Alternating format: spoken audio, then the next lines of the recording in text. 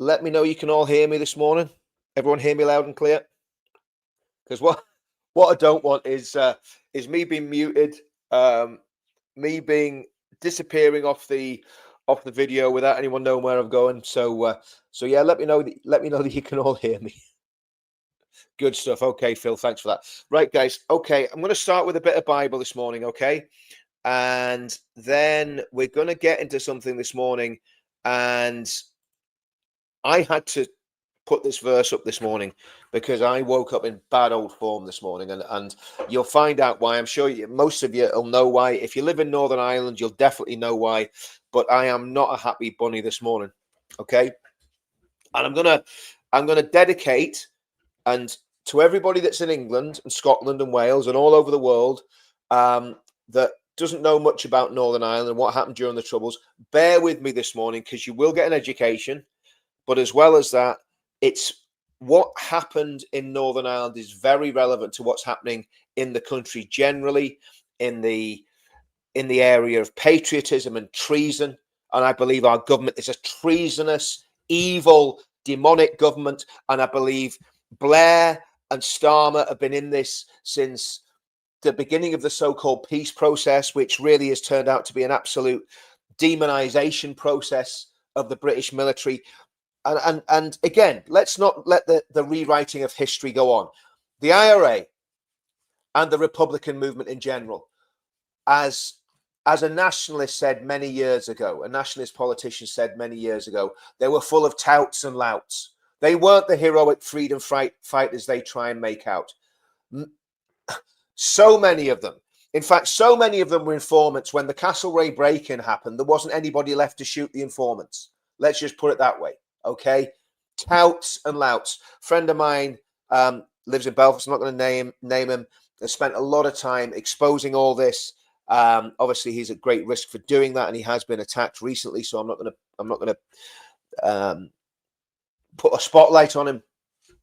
But the truth is that this is where the rot started with the so-called peace process in Northern Ireland. But we're going to talk about that in a minute. And again, I know a lot of people, you may have a different opinion on this. I lived through it. Farty Pants lived through it. A lot of the other people in the comments in Northern Ireland lived through it. So just bear with us today. Bear with us today because it's a serious thing that we're going to look at and serious issues. So, but I want to start off by giving thanks because we do have a level of peace. It's not the peace that we would have all wanted. We would have wanted a peace where terrorists had been completely and utterly routed by the state forces. Unfortunately, that didn't happen. We are where we are. But what is happening now is beyond evil, what this British government is doing. But anyway, let's just read this Bible verse because I want to focus on the Word of God before we focus on the whatever they're calling this bill, the legacy bill mark 153, because this has been batted backwards and forwards for the last 30 years. Anyway, give thanks to the Lord, for he is good, for his mercy endures forever. However angry I am about the British government, however angry I am about the rewriting of history, however angry I am about Republicans and Hamas terrorists been deified and sanctified by the mainstream media, by the evil left. I want to tell you something this morning, guys. I'm angry this morning. The left are evil. Irish Republicans are evil. The terrorists that murdered thousands of people in Northern Ireland are evil. Not was evil, they are evil because none of them have repented. Certainly not on the IRA side. And for those of us that went through that, for those of us, people say to me when I started doing the activism and talking about Islam and talking about what was going on in England, people say, "Oh, you're not scared, you're not worried." I checked under my car for 30 years. So I'm not worried or scared of anybody or anything. That's just the way it is. I do not care. You take your precautions, you roll the dice, and if you get away with it, you get away with it. That's the way it is. But not just me, hundreds of thousands of soldiers went through Northern Ireland. Tens of thousands of policemen went through the Northern Ireland Troubles. And many of us that live here still take security precautions, checking under your car, being aware of what's around you, being aware there's still areas of Northern Ireland I wouldn't go into because it would be a risk. Probably not shooting, but certainly of violence against the person. That's the reality of the situation. And these people are still out there. They're still out there. And as Gerry Adams famously or infamously said, they haven't gone away. Anyway, I'm going to dive into this really quickly because I've got a lot of videos to show you this morning. If you're in England or if you don't agree with what I'm saying, and I know obviously there are a lot of Irish nationalists who support us when it comes to what we're doing on Islam, okay? And you may not agree with what I'm saying, okay? I am not going to get into a row with anybody today. I'm not going to get upset with anybody today. I have what I believe is the true analysis of what happened. I lived through it. I've studied it along with many other people. It's what formed me as a young soldier. I came to this country when I was 18 years old in 1987. So now you all know how old I am, and this is what made me the person I am. Serving in Northern Ireland and living in Northern Ireland as an off-duty soldier and and then as a civilian. So the reality is, and I know there's other people in this chat that know this experience as well and know exactly what happened. But I want to show you some videos to hopefully try and give you a feel for what happened. Now, basically, the reason I'm angry, people are asking why I'm angry.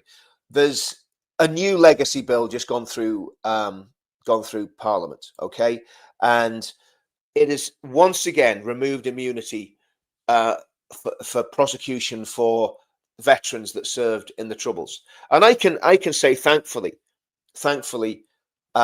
I didn't shoot anyone during my tours of duty in Northern Ireland.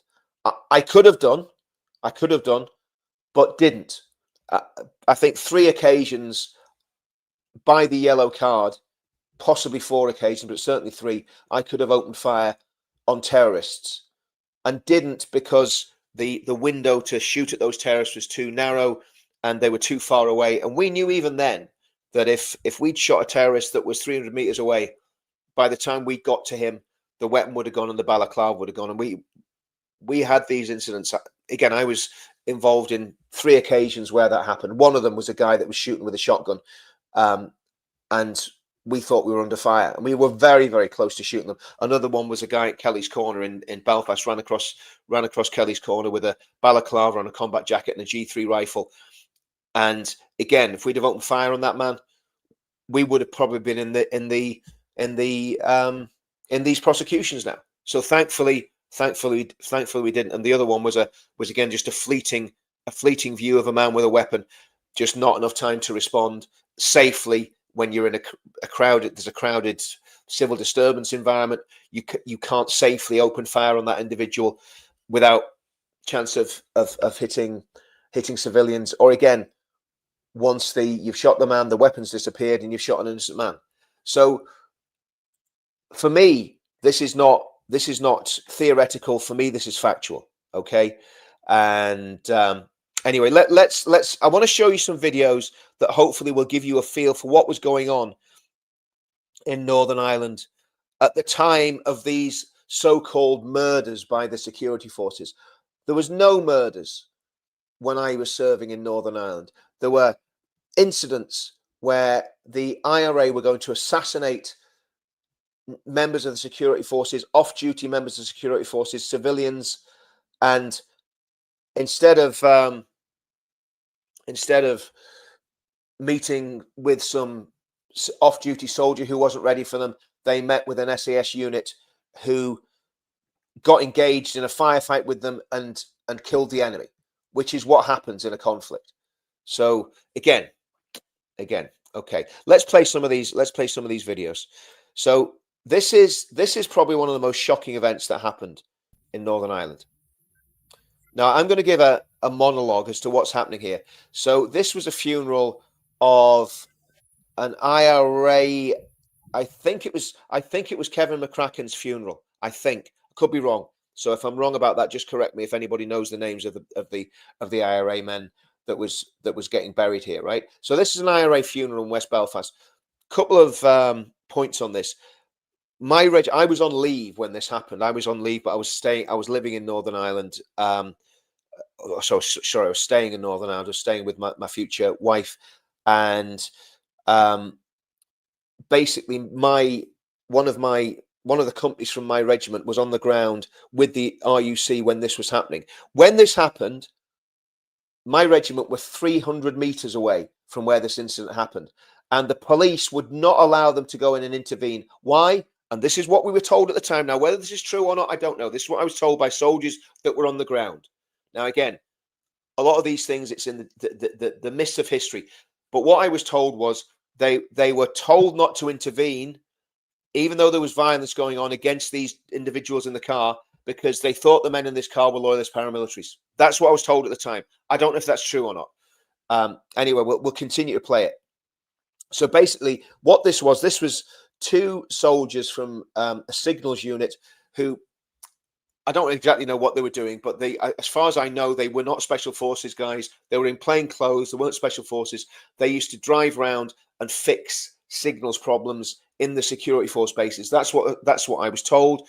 They went, by all accounts, it seems they went to have a look at this funeral. Very, very stupid thing to do. Very foolhardy. I'm not attacking the soldiers.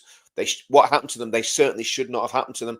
But again, they certainly shouldn't have been in that situation. They weren't SAS. They weren't, as far as I know, they weren't SAS. They weren't 14 Intelligence Company or even the special signals units that used to work in Northern Ireland.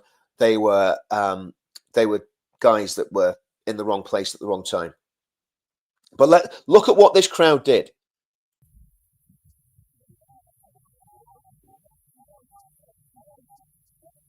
So basically, they gathered around the car. Now you can't hear it there because there's gunshots going off. One of the soldiers pulled out his pistol. That's that guy there getting jumped on is one of the soldiers getting out of his car. This is one of the most disturbing things that happened during the Troubles. Like I say, soldiers from my regiment were on the ground. I was on leave, staying in Northern Ireland at the time, so I saw this. I don't think it came through live, but we saw it pretty much as you're seeing it now on the news. I think it broke at about lunchtime on the day of the thing, and I was watching it in my wife's mother's house. They grabbed the soldiers out of the car, they beat them mercilessly, and then they took them to, I think, Casement Park, and they were shot in the head at the back of Casement Park. The IRA knew they were soldiers. They had their ID cards, and that was enough to sentence them to death. So that should give some context as to the brutality of what was going on in Northern Ireland at the time. Now, again, I'm going to try and be as fair as I possibly can in everything I say here, right? So this happened after Michael Stone hit the Milltown Cemetery and killed, I think, 3 people. One of them was an IRA man, and I think this was the IRA man that was killed in Milltown Cemetery by Michael Stone. So you could say, well, of course, the crowd were thinking it was a loyalist attack, and I'm sure most of the crowd did think that. But the men that shot those soldiers, they knew exactly who they were shooting. They knew they were undercover, not undercover. They were British soldiers, and they shot them in the head. They murdered them. And of course, people did go to prison, etc. Yeah, fair enough. But the reality is, a lot of people that were involved in that didn't go to prison. A lot of people involved in that were informants for the state, and that's probably why they didn't go to prison. So let's just talk about how dirty this war was. And the Republican movement has no room to claim any moral authority over what happened in the Troubles in Northern Ireland. I'm going to play another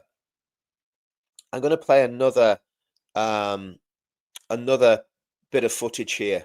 Just bear with me. The off-duty UDR man was repairing a friend's van in Hallidays Road near the North Belfast Peace Line when the 2 gunmen arrived on the scene. However, they did not attack immediately, but waited until the part-time soldier stopped for a break and walked down an entry to his friend's house. The gunmen followed him down the entry and forced their way into the kitchen of the house. They fired a number of shots, hitting the UDR man in the head. He died instantly. After the shooting, they left the house and, according to police, walked across Duncairn Gardens to the Nationalist New Lodge area. It's believed the gunman may have been watching the part-time soldier since earlier in the day. Neighbours at the scene this afternoon were shocked by the killing. Anybody can come in from the far side and shoot anybody dead in a working kitchen. It's trying to earn a living, an innocent fella. It's just hatred, that's it. The tension along the peace line was reflected this afternoon on the Loyalist Shankill Road, when local women protested about what they say is a lack of security in the area. Midway through the protest, a group of gunmen appeared and said they would take unspecified action if security was not improved. They threatened a camera crew and then ran down an alleyway and made their escape. So again, just to give some context, this guy was a part-time soldier serving his country, protecting his community, totally legally, totally legitimately. He was working on a vehicle, went for a break, went for his lunch at his mate's house, and terrorists forced their way into a house and shot him in the head. Now, I want you to just think about the brutality of that. And now I'm going to play you some of the incidents that happened. In fact, there's one more I want to play to you. And this one is, and I had a friend who lost people in this attack. But this is about an incident that happened between Downpatrick and Ballykinler. And I believe one of the IRA men that was involved in this massacre was killed by an undercover police unit. I could be wrong on that, but I think that's the case. So I'm just going to play this one as well. It had been a carefully planned attack, and one for which the IRA gang which carried it out would have lain in wait. The two Land Rover patrol with 4 soldiers in each vehicle had earlier left Ballykinler UDR base en route to Downpatrick. The men did not patrol at a regular time each day. As they approached Downpatrick and within a few miles of the town, there was a massive explosion detonated by command wire from a hill overlooking the scene. The second of the Land Rovers took the full force of the blast, which also blew a huge crater in the road. The 4 soldiers in it died instantly. The leading vehicle was blown into a field, but the 4 occupants were not seriously hurt. 2 cars being driven along the road at the time were damaged, and 1 civilian suffered cuts and bruises. Wreckage was strewn over a wide area, and police and forensic experts spent most of the day examining the scene. The police later examined a red motorcycle at the Flying Horse Estate in Downpatrick. They said that it may have been used in the attack. One of the first to visit the scene was the commander of the UDR, Brigadier Charles Ritchie. But I'm sure you'll all appreciate that having just come back from visiting the scene of a mass murder which took place this morning, my thoughts at this time are very much and exclusively for. And again, those soldiers would have they were UDR men. I think they were full time. UDR men. They were soldiers who were from the local community, and again, the UDR was demonized by Republicans very, very unfairly. The reality of the situation in Northern Ireland is that very, very few men that were involved in the UDR, in the regular army, in the RUC, were involved in any terrorism whatsoever. And of course, there's always this slander that there was constant collusion. It's just not the case. In fact, there was probably more collusion between the IRA and the British undercover forces than there was between anybody on the loyalist side, if the truth be known. But so these men were just ordinary people, ordinary soldiers, just like any soldier that would join any British Army regiment. And again, when we look at this and we look at the tempo of what was happening in Northern Ireland, people talk about civil war in England. This is something for all the civil warmongers out there. Nobody has any idea of the stress and the terror that the people of Northern Ireland went through because of a few hundred terrorists that were causing absolute mayhem. If things kicked off in England between, let's just say, Islamists and the rest of the population, it would be an absolute catastrophe for the country. And that's why what we need in the next government is a very strong.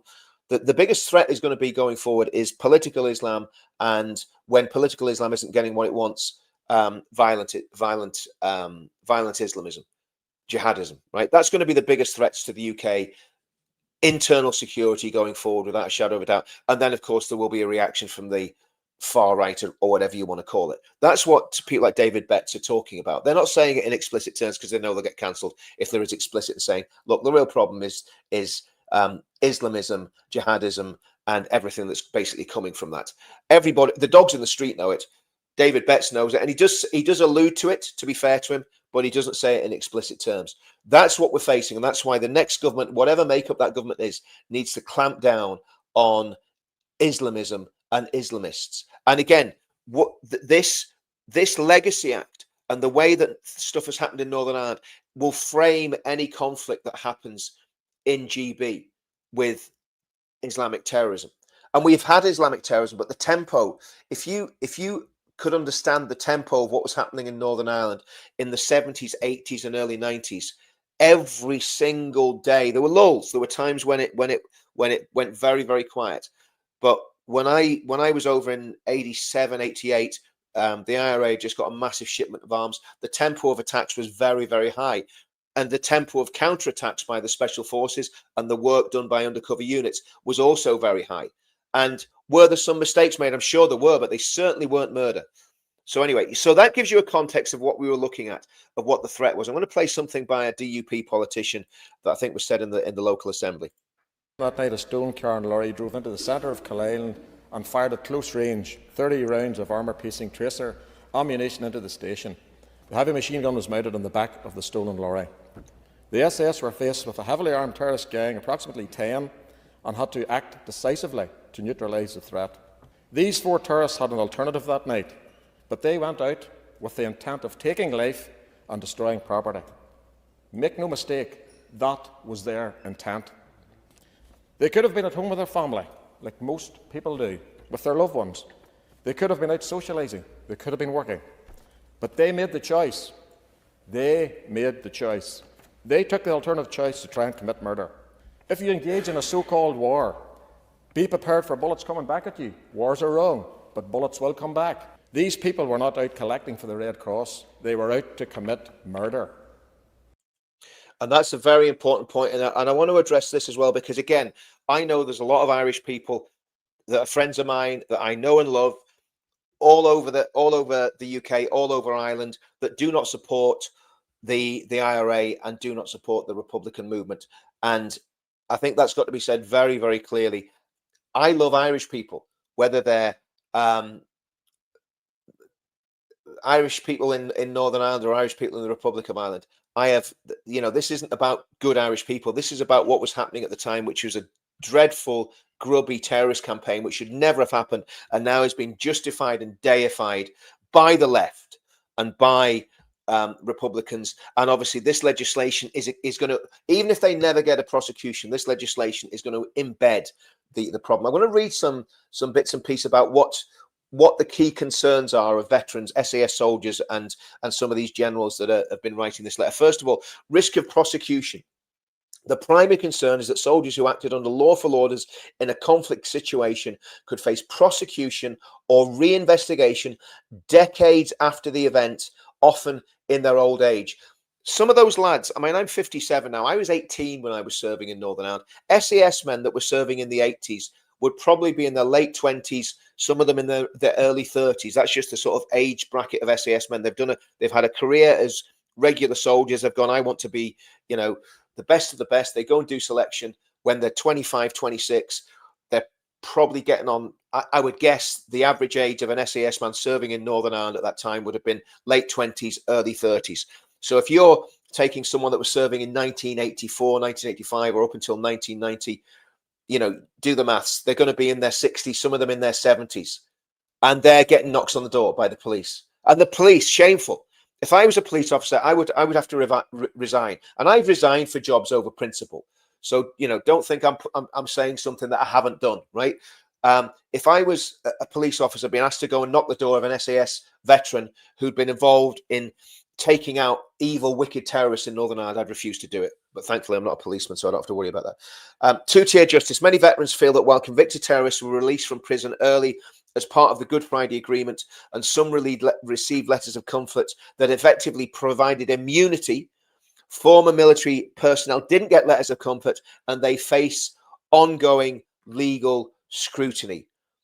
this is unjust, it's morally incoherent, and it equates the actions of those upholding the peace, upholding the law, and acting within the law at the time, acting within what was given to us. We were all given a yellow card which had rules of engagement. Basically, it's equating what we did with what terrorists were doing, and you can't, as you've seen from those barbarous murders that I showed, cowardly murders, and they were cowards. It's very, listen, doesn't make you a hard man to go and shoot someone 6 times in the back of the head. What makes you a hard man is, I'll show you a video by Robin Horsfall, is what the soldiers did. When you got fired at, you ran towards the fire so that you could try and capture or kill that terrorist. That was the whole point. Again, lawfare, endless investigations. Veterans fear being subjected to a conveyor belt of investigations, civil claims and inquests, even if previous inquiries found no case to answer. The other thing is, this is going to cost the taxpayer a huge amount of money. Millions upon millions of pounds is going to be spent on any cases that get dragged through the courts, because the MOD has to, they have a duty of care to pay the legal fees of the soldiers that are getting dragged back into court and getting persecuted. And I remember when I was in Belfast, there was shortly after I finished my tour, there was a parachute regiment guy called Lee Clegg. I think it was Lee Clegg, shot a car full of joyriders, got prosecuted, went to prison, got released. I'm not sure whether on appeal. But his life was destroyed by that. And the joyriders, just before he shot that car, the joyriders had killed a parachute regiment soldier in the very area where he opened fire. But of course, that isn't taken into consideration. Okay. Betrayal and lack of trust. Many veterans feel the government is tone deaf to their concerns, that the new bill is a betrayal of their service to the country. A letter from 9 former senior generals warned that this approach risks national security and could negatively impact recruitment and retention in the armed forces, specifically in special forces units. Why would you go and serve in the most elite regiments in the world? You know, people talk about Delta Force and Navy SEALs. Those Delta Force and Navy SEALs guys grudgingly admit that the SAS do exactly what they do and more with less equipment and less resources. And that's why the British Special Forces are so loved around the world. And I've had the pleasure of knowing guys that have served in special units, of knowing guys that have done selection and passed selection. I never did it when I was in the military. Again, you know, that's another story. But the reality is that the guys that did actually have the balls to go and do selection and pass selection, they deserve the respect and veneration of every single soldier, but every single civilian as well.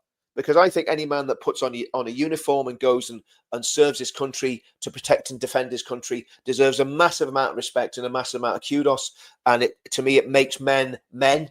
But guys that went that extra step and actually did selection and succeeded at selection, they're on a different level. They're on a completely different level. And for them to be prosecuted is not just an affront to them, it's an affront to every single veteran that has ever served in the military. So anyway, and again, the last one is the focus on state actors. The perception has been put forward that the only people that killed anyone in the Troubles were British soldiers. And it's a complete inversion of the truth. It's a perverse inversion of the truth. And this Labour government, Ben, Starmer, Harmer, you know, whatever they are, these people are called, these traitors, this traitor government is betraying the British Army, and it's betraying every single soldier that served in Northern Ireland, every single civilian that died, every single person that died at the hands of the IRA. Their memory is being betrayed by this legislation. And look, I am in no way excusing any bad behavior by anyone. And in war, do people behave badly? Yes, of course they do from time to time. They're bound to. But from what I can see from these cases, that, again, with my limited knowledge, everything that those soldiers did, they were acting under orders that came from the very highest level of the British government. And remember, it was a Labour government that first sent the SAS into Northern Ireland. It was Merlin Rees who first deployed the Special Air Service to Northern Ireland in 1976. Obviously, they were probably working there beforehand unofficially, but it was him that officially sent them there. Okay, guys. The majority of armed forces and police are woke now. I'm not sure they would be able to defend us anyway. I don't think the soldiers on the ground are. I think the higher level are. Yeah. Okay. 3 young Scottish soldiers were at a bar. A young girl approached them, inviting them back to the house. They thought they got lucky. Yes, there were. That happened in 1970, early 1970s. Can't remember. I think it was 71 or 72.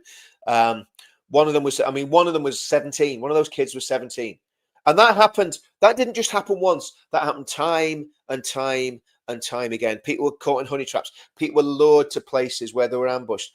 It was horrific. Bodies were found on border roads, people that had been working for the security forces.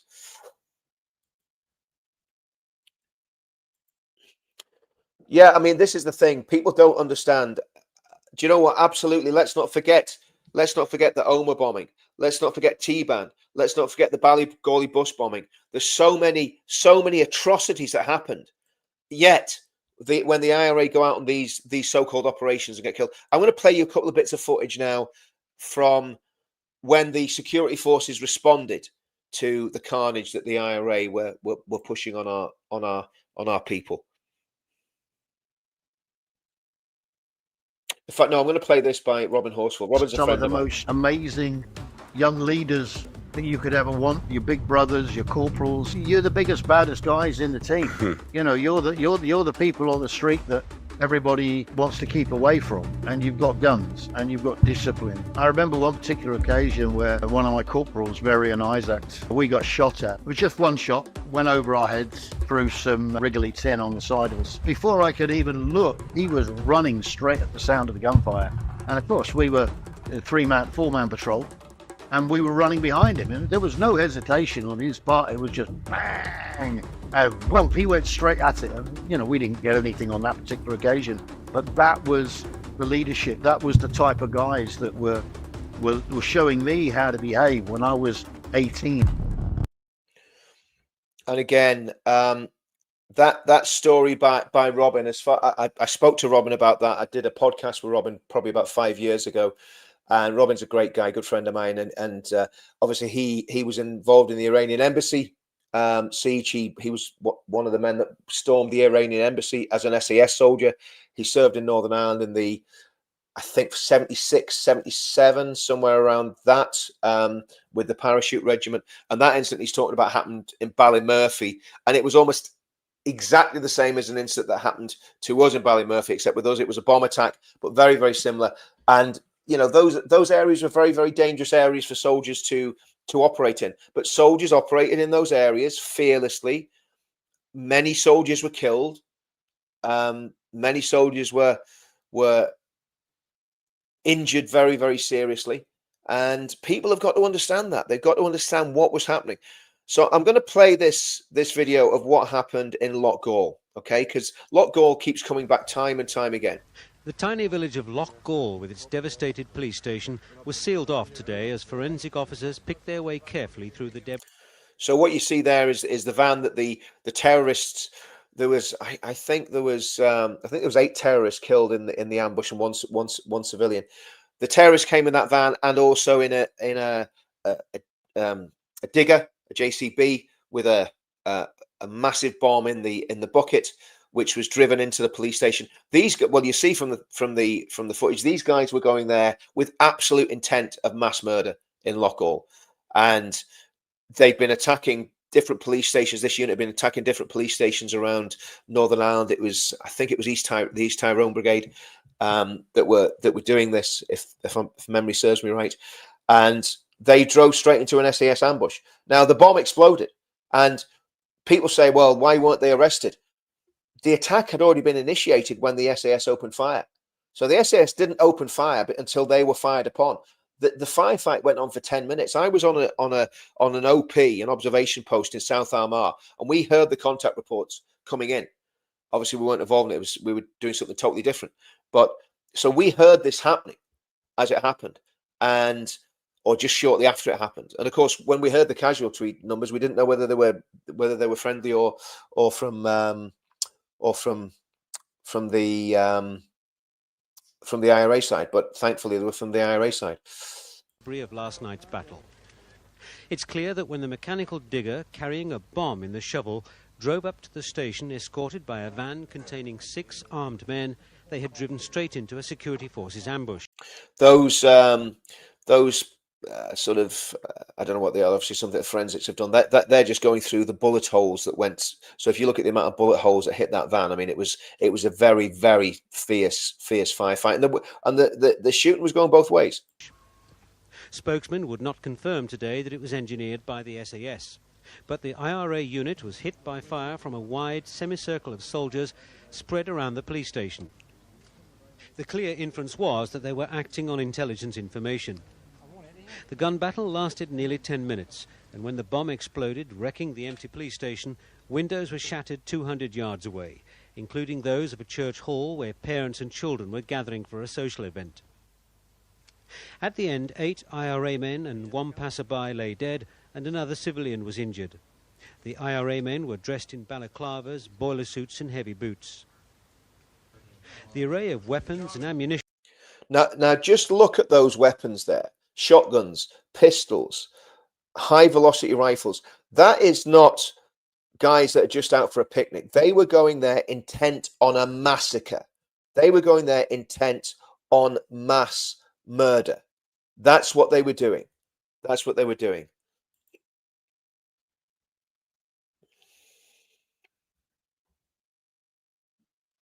Recovered from the dead men was today put on display by the RUC. The weapons included semi-automatic machine guns and 2 Belgian FN rifles. The IRA have attacked 22 police stations since the beginning of the year. That they paid so disastrously for this latest attempt is not a matter for lament in the village that gave birth to the Loyalist Orange Order nearly 200 years ago. And again, I'll be honest with you, from the point of view of the military, being absolutely brutally honest, from the point of view of the military, we saw that as a massive success. And we celebrated, because we knew that those monstrous, evil terrorists being taken out was going to save civilian lives and security force lives. And I have never shed a tear for those men that were killed in what they would have considered a battle. And when they went out there, they would have known exactly the risks that they were taking when they went out there to kill and maim and injure. Many of them were serial killers. Many of them had blood on their hands. Many of them had assassinated innocent members of the security forces, innocent members of the loyalist community, innocent Republicans, innocent nationalists, innocent Catholics. The IRA, we must remember this, the IRA killed more Catholics than the security forces did. We must remember that. We must never forget that. Yes, the Birmingham pub bombings. Linda was talking about Omagh. Trouble is, people under 40, 50 will not know what... This is the problem. Now, most people, I'm guessing, that follow my channel are about the same age as me. Okay? So we understand. We all get it. We even lived through the bomb scares in England and the bombing campaigns in England. And again, people go on about Islamist terrorism. Islamist terrorism is not even anywhere near on the tempo or the scale of what the IRA were doing in the 70s and 80s until they got the wings clipped by things like Loch Gore. And these were the operations that brought the Troubles to the end, to an end.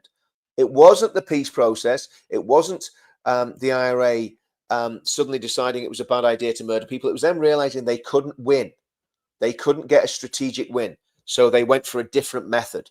It was war by a different method. And now the war is by propaganda. And that's why we've got to win the battle of truth. We've got to win the battle of truth against their propaganda. And yes, the Omagh bombing, I remember I was working, I used to have a double glazing business at the time. I was working on a conservatory that we're building. And I remember that very well. Yeah. Yes, there is a lot of talk about Islamists hiding their weapons in the mosque. Hello, Sue from Telford. Well, Sue, I spent a lot of time in Telford working on the Rape of Britain films with Tommy. I basically put the team together that did that. So I I know Telford very well, and actually, when I was in the military, when I was in, you know, I did a little experiment on one of the Chat GPT, I think it was, and it says, what are the chances of surviving 3 terrorist attacks? And the chances are something about 0.03% that you've survived 3 terrorist attacks. And I survived 2 in Northern Ireland, and then when I got to England, the army barracks I was in got blown to bits by the IRA as well. Luckily, I was in Marry quarters just outside the camp, but nobody was killed. It was a miracle that nobody was killed, but that's another story for another podcast. But yeah, so I think that the situation that we're facing now with these soldiers, these brave soldiers, I want to show you some footage from one of the funerals, just to show you exactly what was going on. Now, this was in the Republic of Ireland. Okay, so this shows you the fanaticism of the people that attacked the Loughgall police station. James Liner arrived at Emmyville. The procession stopped. James Liner was the IRA leader of that unit. And men in full paramilitary uniform stepped forward. The Garda seemed to be outnumbered as 3 IRA gunmen appeared. Go! Go! Go! Go!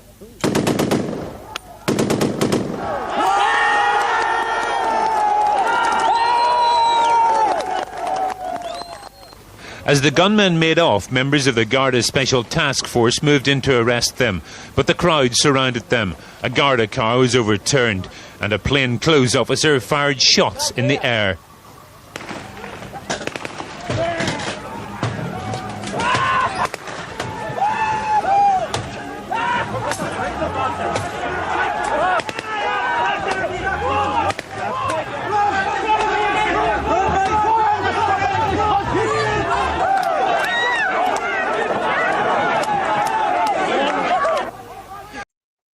So that was an IRA funeral in the Republic of Ireland, and you've seen what happened at the other IRA funeral that we focused on.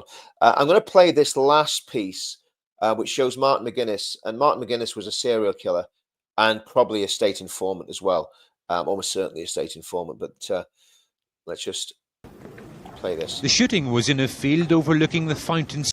So again, this is another SAS operation against a heavily armed IRA unit, and three terrorists were killed in this one. I think this was in Strabane. Street housing estate. The police say an army patrol in uniform came across 3 men. They opened fire, killing all 3. The police say 2 grenade launchers and 3 rifles were found at the scene, but it's understood that none of these weapons were fired by the IRA men. This incident will be seen by many as yet another crippling blow for the IRA, but it's also brought controversy. Controversy about the fact that the army shot dead the 3 IRA men instead of arresting them, as many people think should have happened. There was a young boy shouting. I don't know if it was 1 or 2, but I did hear there was somebody shouting, "Don't shoot," and "Don't shoot me." And then there was another burst of fire. I'm horrified at the shooting. The fact that 3 youngster bandmen have been murdered by the British Army.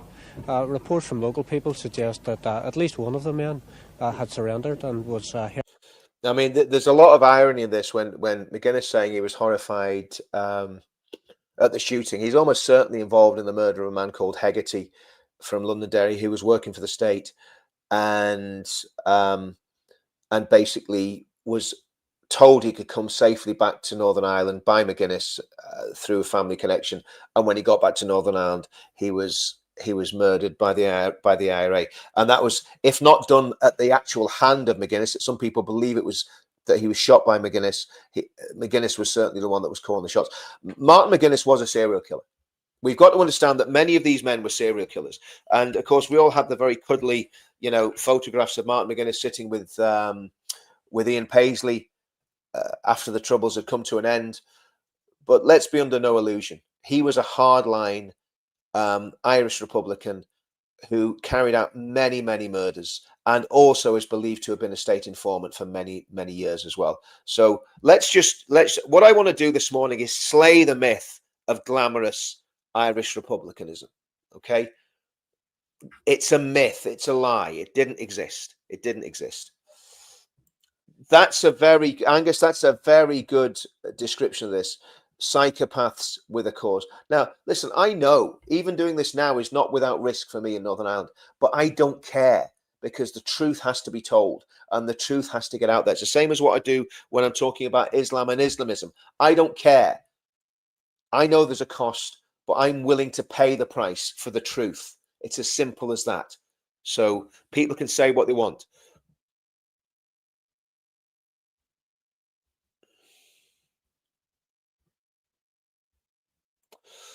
Yeah, Claire, I think the answer to your question might be a no. They all got out of jail free cards, even on the run. Well, actually, if you look at the just going to the Michael Stone thing, what happened with the Michael Stone killing? There was a policy that had been negotiated between the RUC and Sinn Féin, that it was after Lawrence Marley's funeral, and another couple of funerals that had turned into absolute farces almost, where the police were trying to police them, and Republicans were fighting literally over the bodies of their dead. And what happened was the police allowed the IRA and Sinn Féin to steward and marshal their own events. So that's how Stone managed to get in there, because it was been marshaled by Sinn Féin and the IRA instead of by the police. If the police had been there, Stone would not have been able to do that. So you're right on that, but it wasn't that the RUC allowed Stone to enter the cemetery. Stone was at the funeral, sitting behind Martin McGuinness and Gerry Adams, deciding whether to shoot them or not. And then after the service, and when the burial was happening, that's when he launched his attack. But he was able to do that because Sinn Féin had negotiated with the RUC not to have security force members at that funeral, and that's why he was able to do. If the security force had been there, it would never have happened. So it was actually down to Sinn Féin not wanting the security forces at those events. I taught my children English history, and now my grandchildren, they know nothing about Ireland or what really happened on mainland UK. And again, you know, nobody can know everything, but that's the whole point of doing what I'm doing, is to educate people, say this is what it's about. Not sure where it's due to go in this. This is where Bob Speaker's Corner and the Paper Straight and Tenconi need to watch. We need the true gospel, not state religion. Yeah, absolutely right. Absolutely agree with that, 100%. So anyway, this is the reason I'm doing this. Is this legislation has just passed Parliament? Okay, that's why I'm focusing on Northern Ireland. That's why I'm spending the whole of this time on Northern Ireland. What I'm going to do, I'm going to play the Men of England song soon. But what I'm trying to show is the brutality of what was going on, and it's very, very easy for limp-wristed, treacherous politicians to throw our soldiers under the bus. And I'm not just going to sit there silently while soldiers that I served with get thrown under the bus. I have friends that were involved at a very high level in the undercover war, in the conflict, whether they were in the police back in the day or whether they were in the military. And I know what they did, and I know the risks that they took, and I know the bravery and the professionalism that they showed. So I'm not going to have lefty lawyers, traitors, people like Starmer and Harmer and Blair and Jonathan Powell, all those treacherous scum that kowtowed and surrendered to the IRA, gave them letters of comfort, let them off the hook, and sit back and allow my colleagues and my fellow soldiers to be demonized by these scumbags on all sides. And I'm talking about the scumbags in Sinn Féin IRA, the scumbags in the British government. And people might say, well, it happened a long time ago. Yes, it happened a long time ago. It has a direct effect now on military morale, military recruitment, and also how terrorists will plot to attack our state. So it is a threat to national security. Okay. Anyway, guys, I'm going to finish there on the Irish stuff, because it does get me wound up, and too many people died, and yeah.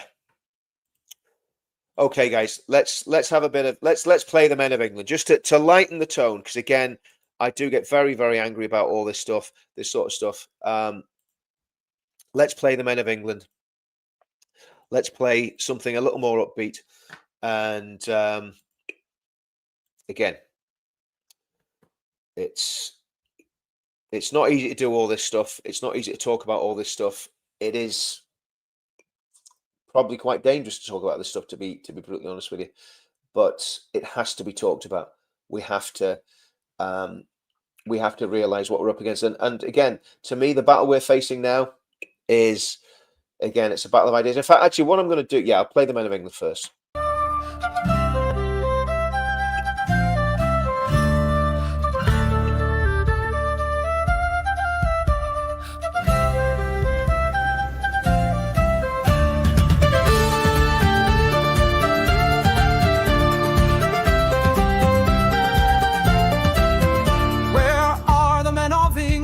Those heroes brave and bold, where are the men who bled and died in foreign wars untold?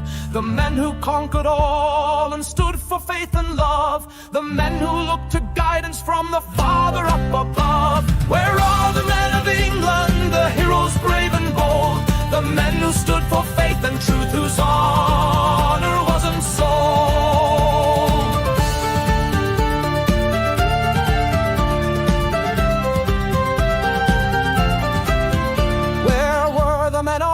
When rape had so depraved, took the daughters of our nation, who forever they enslaved. What of the men of England that looked the other way? They took the country shilling, they never made their play. Where are the men of England, the heroes brave and bold, the men who stood for faith and truth, whose honor wasn't sold?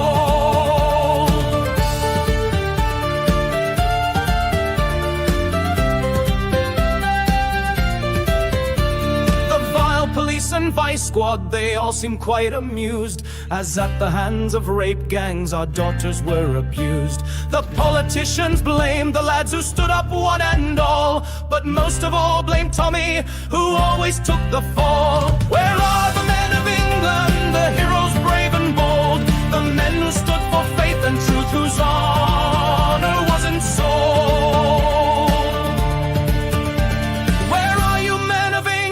For now we all must stand. The future of our children is still within your hand. The future not yet written for this green and pleasant land.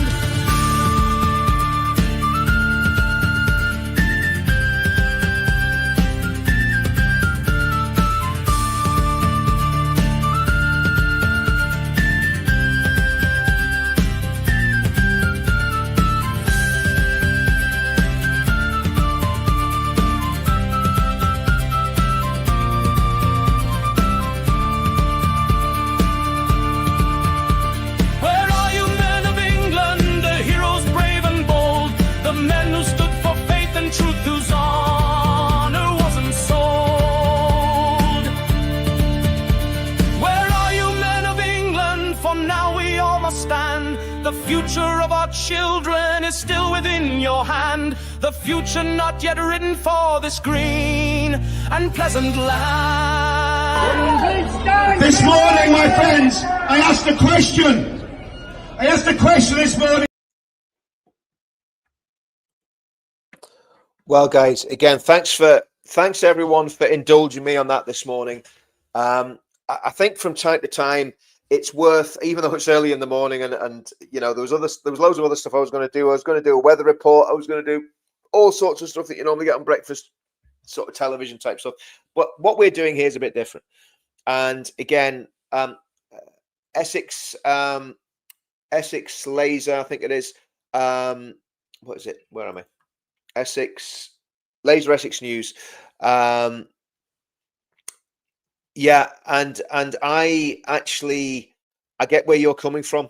I think from my point of view, there's different things. There's a lot of different things going on here. There's a lot of different dynamics in play in what's happening in our movement at the minute. Now, again, my whole take on what's happening is very, very simple. I think I'll probably play us out on Tommy's. I'll play us out on Tommy talking about joining Advance, I think, because we've got the politics thing, okay? And when you look at what I've just showed you this morning, that horror there that I showed you, when we look at what we're looking at and what we're facing, I was watching Mozam Beg, who he's part of Cage. He's a very infamous Islamist. He's thought to have worked for, I think, MI5. Again, that was an allegation. Who knows? But he was in Leicester chanting death, death to the IDF, which means death to any Jew. Everyone knows what that means. We all know what it means. If you're Jewish and you're Israeli, if you're living in England, you served in the IDF, they want you. You know, these people want you dead. Let's just be totally honest about that. So we are facing a very, very real existential threat from Islamism. And the reason I showed you what happened in Northern Ireland in the 80s, these things all happened around the time I was serving, and certainly the time I was living in Northern Ireland. Some dreadful, dreadful things. And they scarred the whole of our country. And most people of my age that were involved in the conflict on all sides, and I don't in any way disparage people that have suffered from the Republican side, Loyalist side, British Army side, police side. There was 4 or 5 sides to this conflict, and probably more. But I don't in any way disparage what anybody went through, and the PTSD and the trauma that people are still suffering from right now as a result of what they saw, and even as a result of just living every day of your life under threat, which is what we did when we were ex-soldiers. If you were I suppose a paramilitary, an ex-soldier, a policeman, and you know, you were a target. You were a target of the other side, and you could have been killed at any time. And I don't want that for England and Scotland and Wales, and I don't want it spreading to Ireland either, from because of migration and because of a mass huge numbers of jihadists and Islamist terrorists and Islamists coming to our country. That's the big threat to me now. I don't see that the IRA could restart a campaign. They would if they thought it was beneficial to them and they thought they could get away with it. That's for sure. But I don't think they will do it, and I don't think they can sustain it.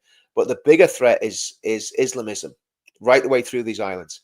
And that's what we need to stand up against. So we need to get Advance into power, because Advance will formulate policies that will deal with these issues, and will also protect the union. But we also need to, like I think Essex Laser was saying. I haven't fully read your comments there, mate. I'll try and check them back later. I think what you're saying is that the Christian nationalism side of things is problematic, and I would agree with that to a certain extent. I would agree with that to a certain extent, if that's what you're saying. I believe Christianity is the overall key to all this, right? And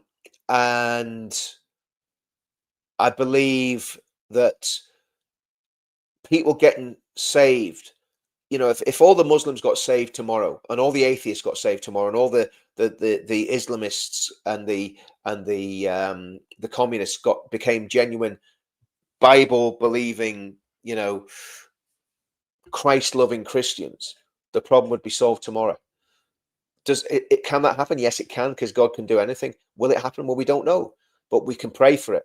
So that's the other thing about this, that we can seek God with all our hearts, and I think that's more important than the political side of things. It's more important than any military solution to any problems that the country faces. The biggest thing that will change our country and save our country is the gospel and people coming to Christ. But it doesn't mean we shouldn't be fully engaged with politics, and we shouldn't look at look at what happened. I'm going to just read this message, guys. If you want to support me, there's links in the chat below. I'm like Fastjet Performance. He's always saying the same. People like me that speak our minds, we get zero traction from YouTube. YouTube's never going to do us any favors. It's never going to pump us up to the top of the charts. We're never going to get hundreds of thousands of people watching our videos, because we tell the truth. And as much as the free media space talks about, we're the alternative media, we're telling the truth. Well, okay, maybe. But YouTube can clip your wings at any time, So if you want to support me, there's links in the description of this video below, and it would be greatly appreciated. Okay, Gary Smith. I've lived a sheltered life, Richard. I'm 60. I don't know half of all this. All I do know is we love to persecute the brave people who stick themselves in front of danger for others. Isn't that right? Whether it's Tommy, whether it's Katie, or any of the rest of us that have had stuff happened to us, we've been cancelled, we've had our businesses ruined, we've had our jobs ruined, we've lost jobs over the head of this, lost our financial security, lost everything to a great extent. And you're absolutely right, Gary. And I do appreciate that. Thank you very much for that. That's very, very encouraging. Go to Richard's Counter Media channel if you like help us. Yeah. Please do subscribe. And again, Claire and Bess and Farty Pants and Matt, thanks for everything that you're doing in modding and helping me with these channels. It's massively, massively appreciated. You've no idea how massively appreciated it is.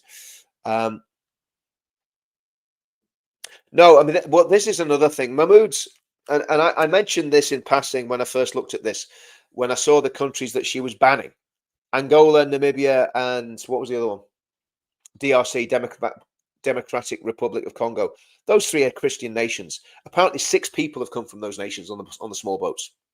So it's just, they're just moving deck chairs on the Titanic, and they're deliberately gaslighting everybody.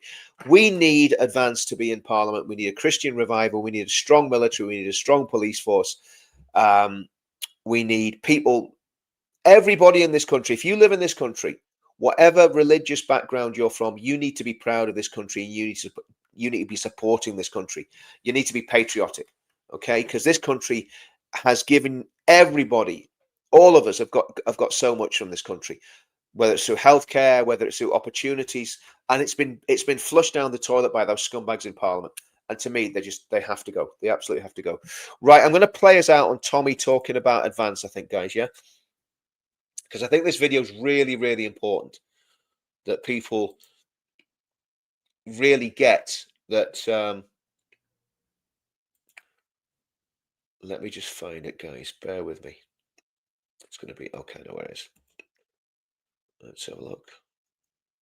So yesterday it was nuclear war. Today it was Northern Ireland. Oh, by the way, Mike Graham is going to be doing. Mike Graham is going to be doing a morning show. Don't any of you dare go across to Mike Graham, because listen, we all know what Mike Graham thinks of Tommy. He had a chance to repent of his sins yesterday, and he didn't. So when Mike Graham does his show, don't be going after Mike Graham and sloping off to follow Mike Graham. So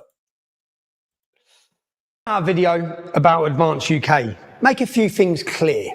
I want to let people know why I joined, but also to make it clear, it's not my party. Debbie, thanks for that, and good morning to you as well. That's massively appreciated. Thanks, Debbie. Okay, I'm not running it. I don't want to be involved in party politics, if I'm honest. I'm just a member amongst tens of thousands of others. Why did I join? I joined because of everything I saw with Ben Habib. Everything he says is exactly what this country needs. He stands for the United Kingdom, for British values, for British people, and he won't bend the knee to the establishment. He knows what a border is, and he knows what freedom means, and he knows what a woman is. And I joined because I know several other people at the heart of Advance UK. People who have helped and supported me for years behind the scenes are in the heart and the inner circle of Advance UK. I wholeheartedly trust them. I don't trust many people, I trust them. So I'll ask you now, okay? Please sign up for Advance UK. You can do so at the link I'm putting here. We all need, as a movement, I've been saying it for years, we need a political home, a political voice for our movement. Of course, in the last election, we end up with Labour and a cabinet full of clowns. Everyone knows they're not for the working people. They're lining their own pockets and destroying our country faster than Karl Marx could have ever imagined. People have had enough. Look at what's happening now. Look at the revolution that's brewing across Britain. Even look at Raise the Flags campaign. Labour are finished. Keir Starmer is finished. They know it. They've lost a big chunk of the Muslim vote in the last election because they weren't marching often enough for Hamas. And they'll lose many more as people join Hezbollah, Corbyn's new Islamophilia party. And that's why the Labour Party wants 16-year-olds to be able to vote. It's going to backfire on them. The youth always rebel. Young people are smarter than Labour think. And as for reform, I've got to go there. Well, they were the only option for the last election, but they aren't who people think they are. Reform tells us Britain can take more immigrants. Net zero is their immigration policy. Net zero was their immigration policy, okay? That meant last year 500,000 British people left. They could, and their policy was to take 500,000 immigrants in. From where? Afghanistan, Somalia, Iraq, Iran, who knows where? They tell us we can't deport people entering the country illegally. We're talking about hundreds of thousands of illegal immigrants are in Britain at the moment. Do you support deporting all of those people? It's impossible to do. Literally impossible to do. For us, at the moment, it's a political impossibility. But is it your ambition? No. So it's pointless even going there. Or did he change his position on that? Flip-flop Farage keeps changing his position. It's hard to keep up. They tell us we can't alienate Muslims because of the growing Muslim demographic. By 2050, they'll be superior to us. That's not objective, Nigel. Just stand up and be proud of Britain and stand up for British values. That's what we need to do. We have a Muslim population in Britain growing by about 75% every 10 years. Right? That's just where we are. Mm-hmm. If we politically alienate the whole of Islam, we will lose. We need to prevent the Islamic demographic getting to that point. They also say, Nigel's words, there'll be more left-wing than the Tories by the next general election. They're okay with trans women, men, in women's prisons. And they're okay with digital ID. And that really is the end of our freedom. What do you feel about ID cards, digital ID cards? Is that something that Reform UK would support? Well, look, I personally don't have a problem with an ID card. You know, I don't see what the issue is. We can all be tracked now if somebody wants to track us. And we're all discarded as that lot. That's what annoys me. Our entire movement, that lot. We don't want anything to do with that lot. Tommy Robinson, people have been protesting in his name. What do you make of Tommy Robinson? Is he a good guy in your eyes?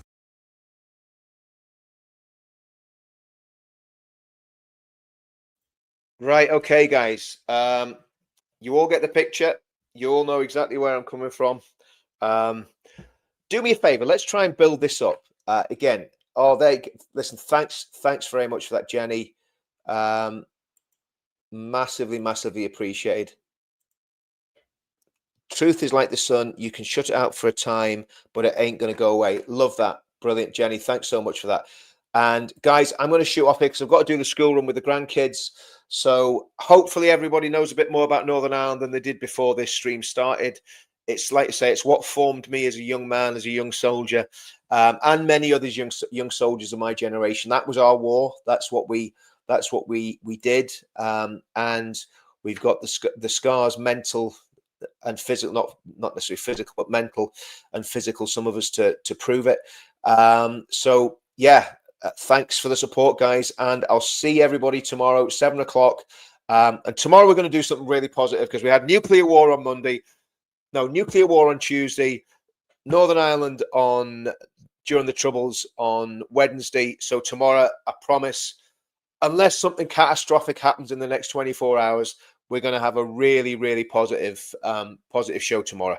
And we'll maybe talk about the event that Tommy's got planned for early December, which is going to be great because it's going to be Christian, it's going to be Christmassy. It's about putting Christ back into Christmas. It's a protest to put Christ back into Christmas, but it's not. It's going to be a lot more than a protest. Right, guys, see you all soon. God bless.